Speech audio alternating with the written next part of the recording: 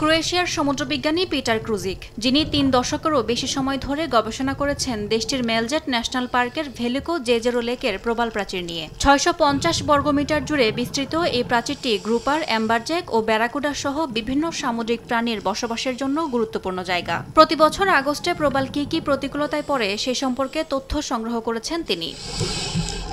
ক্রুজিক ও তার গবেষণা দল তথ্য বিশ্লেষণ করে জানান, দীর্ঘদিন ধরে প্রবাল প্রাচীরে তাপমাত্রা বেড়েই যাচ্ছে। আগে তাপমাত্রা ২৯ ডিগ্রি সেলসিয়াসে পৌঁছাতো মাত্র ২-৩ দিনের জন্য। এখন তা ১.৫ মাস পর্যন্ত দীর্ঘায়িত হচ্ছে, যা হুমকিতে ফেলেছে সামুদ্রিক জীববৈচিত্র্যকে। প্রবালে ব্লিচিং বৃদ্ধি পেয়ে এর আবরণ পচতে শুরু করেছে, সুতরাং এটি অবশ্যই সামুদ্রিক পরিবেশের জন্য হুমকি।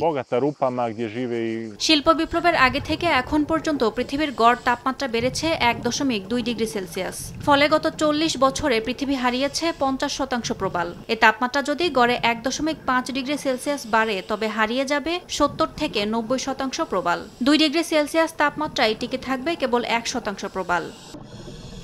ইয়াসমিন অনন্যা, সময় সংবাদ।